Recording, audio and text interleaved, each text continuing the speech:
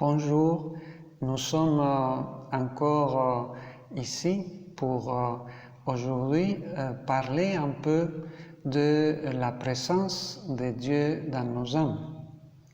Dans l'évangile de Saint Jean, au chapitre 14, le Seigneur nous dit, « Si quelqu'un m'aime, il gardera ma parole et mon Père l'aimera.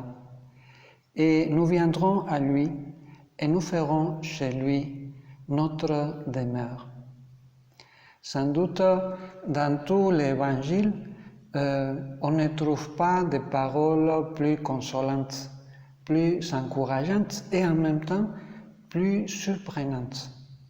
Comment est-il possible que le Dieu 3 fois saint, celui devant lequel les séraphins, les chérubins se mettent à genoux et l'adorent, celui qui a fait le ciel et la terre, comment il est possible que ce Dieu infini puisse venir faire sa demeure à moi?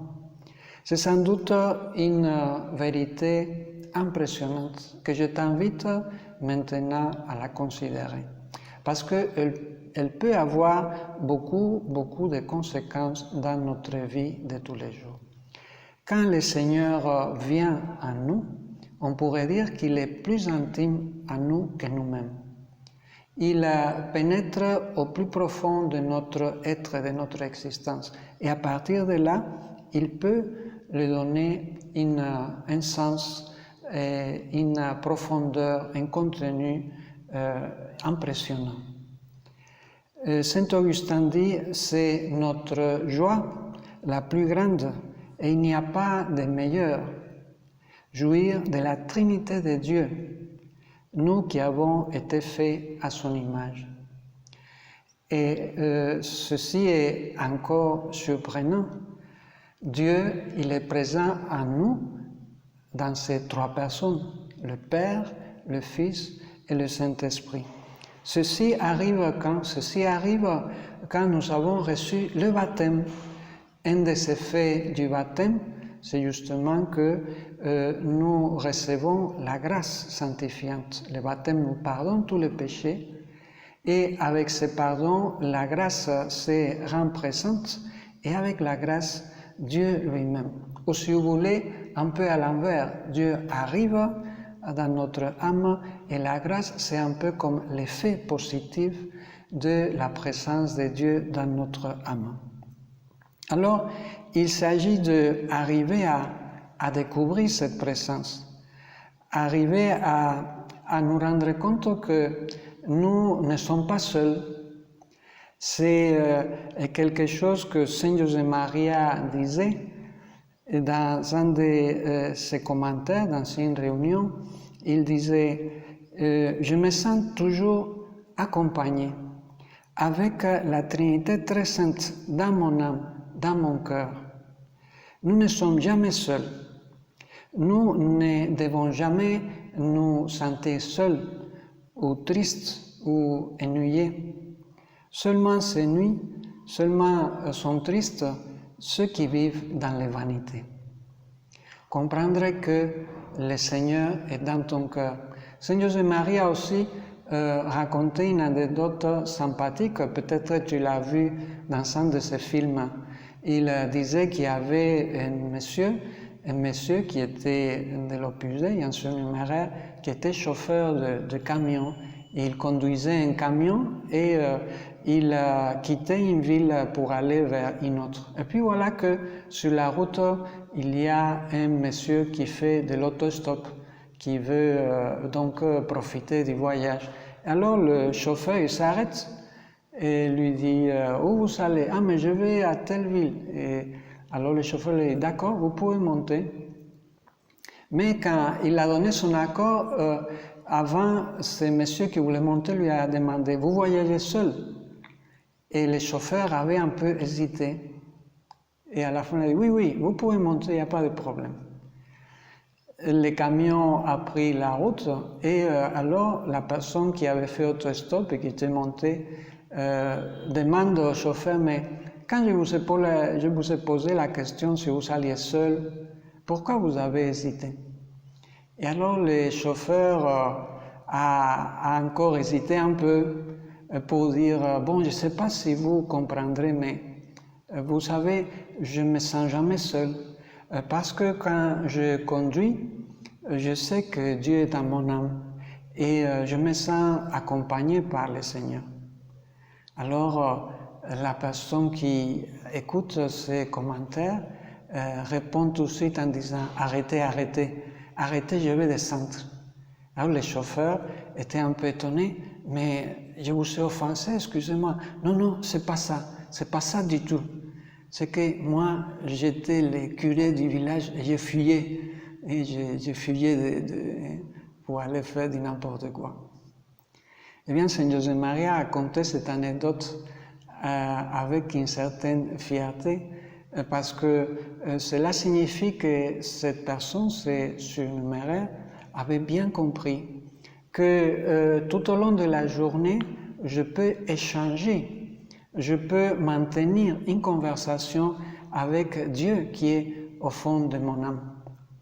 Dans l'Exode, on raconte que quand les peuples d'Israël avancent, à un moment donné, le Seigneur est descendu dans une nuée et il s'est placé là auprès de Moïse. Et il a dit, il proclama son nom qui est le Seigneur. Et il passa devant Moïse en disant, le Seigneur, Dieu tendre et miséricordieux, lent à la colère et plein d'amour et de vérité. Et aussitôt, nous raconte la Bible, Moïse s'est incliné jusqu'à terre, il s'est prosterné. Et il a dit, s'il est vrai, mon Seigneur, que j'ai trouvé grâce à tes yeux, daigne marcher au milieu de nous. Eh bien, Moïse n'osait pas demander à Dieu, évidemment, ne pouvait pas concevoir le fait que Dieu puisse pas seulement marcher avec nous, mais être en nous. Essaye donc de considérer cette vérité. Et puis, demande-toi, quand je suis en grâce, est-ce que je me rends compte de la présence de Dieu dans mon âme? Est-ce que j'essaye de maintenir un dialogue avec le Seigneur? Est-ce que j'essaye de m'inspirer de cette présence? Parce que cette présence va avoir une influence dans mes actions. Et est-ce que je comprends alors, dans ce cadre-là, qu'est-ce que le péché? Parce que ça peut t'aider à comprendre qu'est-ce que le péché signifie. Si je commets un péché grave, j'ai dit à Dieu lui-même, le Tout-Puissant, l'Éternel, le Dieu de Moïse, qui est descendu dans une nuée. Je dis à Dieu, Dieu, sors de moi, sors de mon âme. C'est un peu comme si tu disais, je ne veux pas de toi. Imagine-toi un monsieur qui arrive à la maison et puis sa femme, quand elle ouvre la porte, lui dit, toi là, sors d'ici, vilain, quitte-la. Et puis il les pousse et puis il les chasse. En tout cas, dans ce foyer, les choses vont pas aller très bien. Eh bien, nous, ce n'est pas qu'on chasse une personne, on peut chasser Dieu. Dieu qui se laisse chasser par l'homme. Alors, il est bon que tu considères cela et que tu considères en même temps le grand amour de Dieu. Il y a un texte très beau de Sainte Thérèse Bénédicte. Sainte Thérèse Bénédicte de la Croix, et peut-être tu connais son histoire. Elle était une jeune dame philosophe. Elle était disciple d'un grand philosophe contemporain. Et peu à peu, elle était juive, mais n'avait pas été tellement formée dans la foi juive. Donc elle était un peu comme ça, sans religion. Et peu à peu, le Seigneur l'a amenée à comprendre la foi, jusqu'à ce qu'elle se convertit. Et plus tard, elle a découvert sa vocation au Carmel. Elle est devenue sœur du Carmel et carmélite des Chaussées. Et puis, elle a écrit beaucoup de choses, elle était quelqu'un de très intelligent, et pendant la guerre mondiale, la deuxième guerre, elle a été déportée dans un camp de concentration à cause de sa condition de juive, et elle est morte là-bas. Alors, elle a un texte très beau dans lequel, justement, elle commente cette vérité que nous sommes en train de considérer. Elle dit, « Dans les cœurs transpercés de Jésus sont unis le royaume du ciel et la terre d'ici-bas. La source de la vie, pour nous, se trouve là. Ce cœur est cœur divin, cœur de la Trinité, centre de convergence de tous les cœurs humains. Il nous donne la vie de la divinité. Il nous attire à lui par sa force secrète. Et dans le sein du Père, il nous abrite en lui, nous saisit dans le flot du Saint-Esprit de Dieu. » Sainte Thérèse est en train d'expliquer en fait que le chrétien, il est appelé à entrer dans le courant trinitaire d'amour du Père et du Fils. Et nous y arrivons par le cœur transpercé de Jésus. Ce cœur qui a tant souffert pour nous et qui nous aide à comprendre un peu de cet amour de Dieu. Comment est-il possible que le Seigneur veuille venir dans mon âme? Comment est-il possible qu'il veuille être avec moi? Eh bien, la réponse se trouve dans ce cœur de Jésus, ce cœur transpercé, qui est un peu comme la manifestation visible de l'amour du Père et du Fils. Ce cœur donc qui nous aime et qui souhaite être avec nous.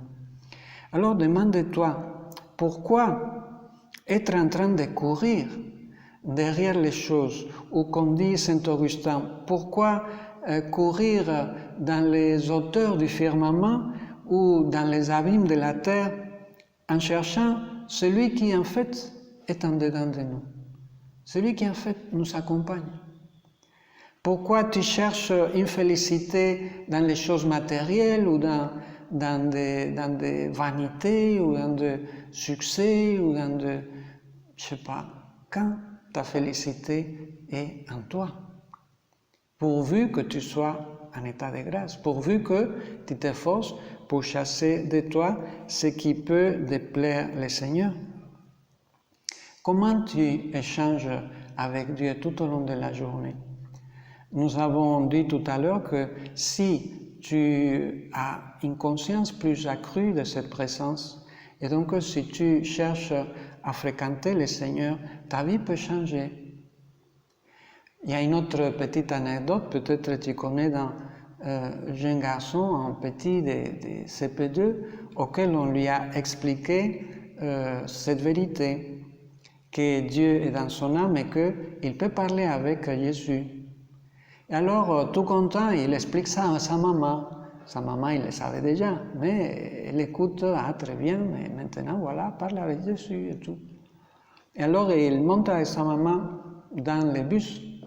Et comme il est tellement content de ce qu'il a appris, il s'en va voir le chauffeur. Et puis, il lui dit, monsieur, vous savez que vous pouvez parler avec Jésus? Alors, le chauffeur le regarde un peu amusé, un peu, il le sourit, ah bon? Et comment je peux faire? Alors, le petit commence à lui dire, vous voyez, maintenant, on est en feu rouge. Alors, vous pouvez dire, Jésus, voilà, on est en feu rouge. Et puis, quand le feu va devenir vert, vous pouvez dire, ah Seigneur, maintenant, je vais démarrer la voiture. Et quand on va s'approcher à là où les gens attendent pour prendre le bus, vous pouvez dire, ah voilà, et l'arrêt est là, ah, je peux prendre des gens, je vais m'arrêter. Et comme ça, quand vous conduisez, vous pouvez parler avec Jésus. Alors le chauffeur l'a regardé en souriant, il a dit merci beaucoup. Et tous les bus en fait étaient en train d'écouter la conversation parce que le petit criait à tue-tête. Eh bien, c'est un peu comme ça que nous pouvons faire. Parce que Seigneur, je me suis levé, parce que voilà que je prends la voiture, parce que voici mon enfant qui arrive, parce que je vais commencer à travailler, je t'offre ceci, parce que, c'est-à-dire, au lieu d'avoir un monologue, parce que je peux passer le temps à monologuer, c'est-à-dire à tourner en rond autour de mes problèmes, je me parle à moi-même, monologue, je me parle à moi-même. Au lieu de faire ces monologues, c'est beaucoup plus intéressant de faire un dialogue, de dialoguer avec le Seigneur. Parce qu'à ce moment-là, quand nous cherchons le Seigneur va nous éclairer. Et alors, je veux voir les événements de ma journée, les tâches que je dois remplir, les préoccupations, les difficultés, les obstacles, je les regarderai autrement. Et j'aurai cette même puissance de Dieu qui est là, prête à m'aider. Et je comprendrai mieux les différentes situations et je saurai mieux les orienter. En fait, j'aurai beaucoup plus de vision surnaturelle. Et nous devons donc chercher à grandir dans cette vision surnaturelle et dans ce désir d'accompagner aussi le Seigneur. Nous voyons que le Seigneur vient nous accompagner, il vient être avec nous dans notre âme. Eh bien, toi, est-ce que tu essaies aussi d'accompagner le Seigneur? Est-ce qu'il y a en toi comme ce rapport d'amitié, ce rapport de proximité, comme tu le fais avec n'importe quel ami, avec n'importe quel camarade? Est-ce que tu sais parler à Dieu le Père, à Dieu le Fils, à Dieu le Saint-Esprit? Est-ce que tu sais demander des choses de manière spontanée ou bien réparer pour les péchés ou bien tout simplement remercier Dieu le Saint-Esprit de toutes les grâces qu'il est en train de nous donner, remercier le Seigneur de ses souffrances sur la croix, remercier le Père de tout ce qu'il nous a donné. Eh bien, tu vois que si tu entretiens cette conversation et que tu commences à identifier les personnes divines et t'adresser à l'une et à l'autre, qu'est-ce qui va se passer? Que cette présence de Dieu dans ton âme va commencer à être féconde. L'Esprit Saint, petit à petit, pourra agir davantage. Et les liens que tu unisses avec le Seigneur seront chaque fois de plus en plus forts. Eh bien, nous allons finir ce moment de prière et nous adresser comme toujours à la Sainte Vierge. Elle est la fille de Dieu, elle est la mère de Dieu, elle est l'épouse de Dieu. Alors qu'elle puisse nous aider à découvrir cette présence de Dieu dans notre âme et de cette manière pouvoir aimer en réalité avec des faits concrets ce Dieu si bon qui nous accompagne chaque jour. Ainsi soit-il.